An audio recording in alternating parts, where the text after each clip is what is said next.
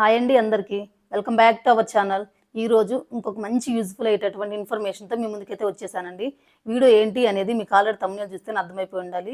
మనం cast iron యుటెన్సిల్స్‌ని కొనుక్కొని ఇంటికి తెచ్చుకున్నప్పుడు వాటిని ఫస్ట్ సీజనింగ్ చేసుకోవాలండి. ఆ సీజనింగ్ అనేది ఎలా చేసుకోవాలి? అసలు క్యాస్ట్ ఐరన్ పాత్రలో మనం ఎటువంటి కుకింగ్ అనేది చేసుకోవాలి?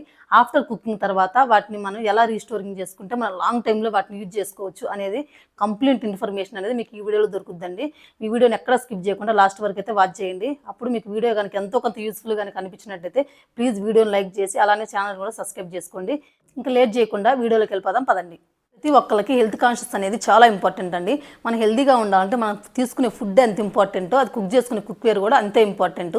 ఇప్పుడు మనకు మెయిన్గా అందరి దగ్గర కనిపించేది మెయిన్గా మనకు వచ్చేసి 2 కుక్వేర్ అండి. First of all stainless steel, second వచ్చేసి ఐరన్. ఈ ఐరన్లో మనకు 2 టైప్స్ ఉంటాయండి. నార్మల్ ఐరన్ ఉంటుంది, క్యాస్ట్ ఐరన్ ఉంటుంది. మనం ఫస్ట్ ఇప్పుడు ఐరన్ పాత్ర గురించి తెలుసుకుందామండి.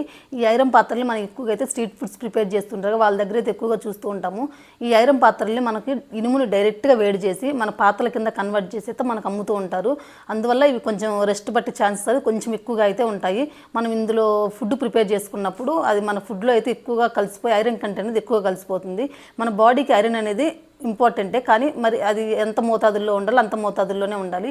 మరి ఎక్కువగా ఉంటే అది కొంచెం ప్రాబ్లం అవుతుంది. అది కూడా బ్యాలెన్స్డ్గా ఉండాలి. కానీ క్యాస్ట్ ఐరన్ పాత్రలు అయితే ఇలా కాదండి. వాటిని వాళ్ళు ఇనుముని వేడి చేసి ఆఫ్టర్ సీజనింగ్ ఈ ప్రాసెస్ అన్నీ చేసిన తర్వాత మాత్రమే మనకైతే అమ్మడం జరుగుతుంది. అందుకని చెప్పేసి మనకి ఐరన్ పాత్రల కంటే క్యాస్ట్ ఐరన్ కొంచెం బెస్ట్ అండి. ఈ క్యాస్ట్ ఐరన్ పాత్ర మనం ఇంటికి తెచ్చుకున్నామంటే ఫస్ట్ సీజనింగ్ ఎలా చేసుకోవాలో చూసేద్దాము. సీజనింగ్ అయిపోయిన తర్వాత వాటిని అందులో ఏమేమి ఫుడ్ కుక్ చేసుకోవచ్చు, ఆఫ్టర్ సీజనింగ్ తర్వాత దాన్ని మనం ఎలా రీస్టోర్ చేసుకోవాలనేది ఇంక ఇప్పుడైతే చూసేద్దామండి. నార్మల్ ఐరన్ పాత్రలు అయితే కొంచెం రెస్ట్ పట్టే ఛాన్సెస్ ఎక్కువగానే ఉంటాయండి. ఈ క్యాస్ట్ ఐరన్ పాత్రలు మనం ఏది తీసుకున్నా సరే అట్లీస్ట్ అది 2-3 కేజీస్ అయినా ఈజీగా అయితే దాని వెయిట్ అయితే ఉంటుంది.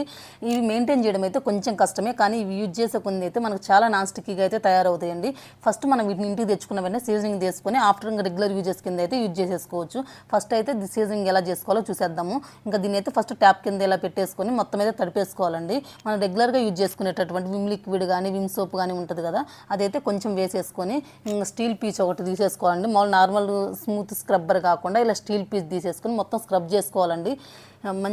మంచిగా ప్రెస్ చేస్తూ స్క్రబ్ చేసుకోవాలండి. ఇలా బ్లాక్నెస్ అంతా రిమూవ్ అయ్యేటట్లయితే కొంచెం గట్టిగా ప్రెస్ చేస్తూనే స్క్రబ్ చేసుకోవాలి అంతా. చూడండి బ్లాక్నెస్ అయితే అలా అయితే రిమూవ్ అవుతుంది. ఇలా ఎన్నిసార్లు కనుక మనం ఇలా క్లీన్ చేసుకున్నట్లయితే ఆ బ్లాక్నెస్ అనేది అన్నిసార్లు పోతుందండి. లేదంటే మనకి ఫుడ్ ప్రిపేర్ చేసుకుని అందులో అయితే మిక్స్ అవుతూ ఉంటుంది.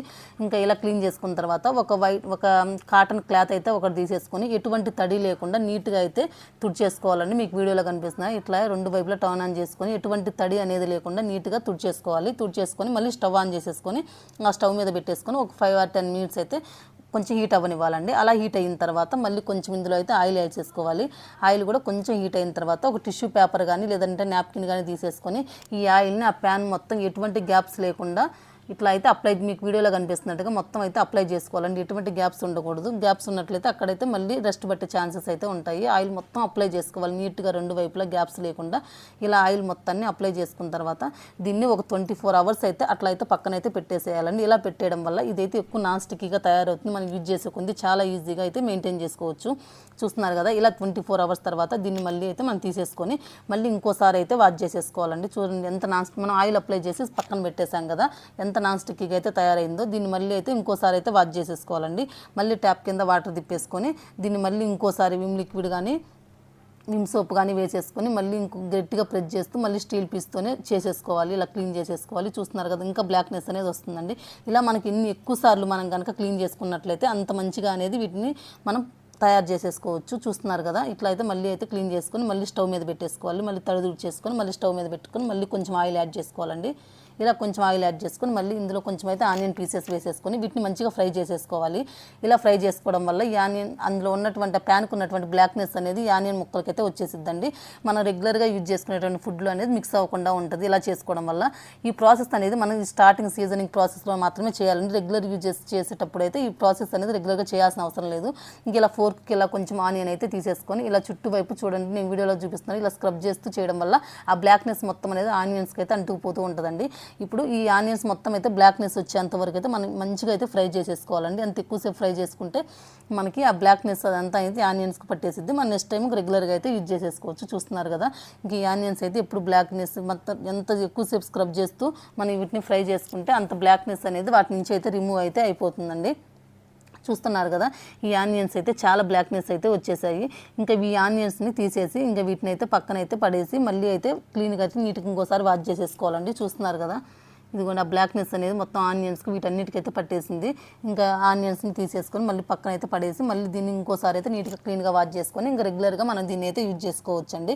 ఇంకా లేదు మేము రెగ్యులర్గా యూజ్ చేసుకోము, దీన్ని స్టోర్ చేసుకోవాలి అని అనుకున్నట్లయితే మళ్ళీ సేమ్ ప్రాసెస్లో మళ్ళీ ఇంకా క్లీన్ చేసుకున్న తర్వాత మళ్ళీ తడి లేకుండా తుడిచేసుకొని మళ్ళీ ప్యాన్ పెట్టి మళ్ళీ స్టవ్ మీద పెట్టేసుకొని కొంచెం ఆయిల్ వేసుకొని కొంచెం టిష్యూ పేపర్తో అంతా అప్లై చేసేసుకొని ఒక కవర్లో కానీ స్టోర్ చేసి పెట్టుకున్నట్లయితే ఇది మనకి ఎటువంటి రెస్ట్ పట్టకుండా అయితే ఉంటుందండి.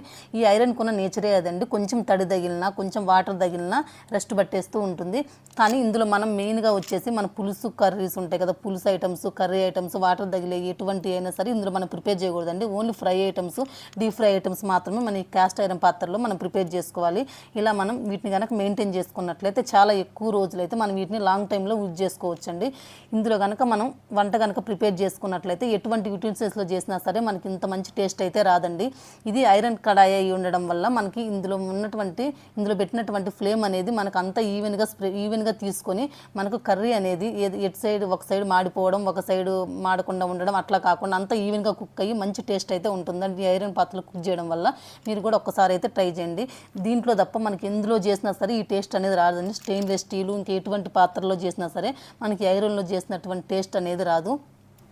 ఇదే ప్రాసెస్లో మనం క్యాస్ట్ ఐరన్ పాత్ర ఇంటికి తెచ్చుకున్న వెంటనే సీజనింగ్ చేసుకుని మన రెగ్యులర్ యూజెస్ కింద అయితే యూజ్ చేసేసుకోవచ్చండి. ఇవి కొంచెం మెయింటైన్ చేయడం కొంచెం కష్టమే, కొంచెం జాగ్రత్తగా కనుక వీటిని కనుక మనం మెయింటైన్ కనుక చేసుకున్నట్లయితే మన లైఫ్ లాంగ్ అనేది వీటిని అయితే యూజ్ చేసుకోవచ్చండి. ఇందులో వంట అనేది అంత టేస్టీగా ఉంటుంది, మనకు అంత హెల్దీ కూడా. ఐరన్ డెఫిషియన్సీ ఉన్న వాళ్ళకి కూడా చాలా బాగా అయితే యూజ్ అవుతుందండి.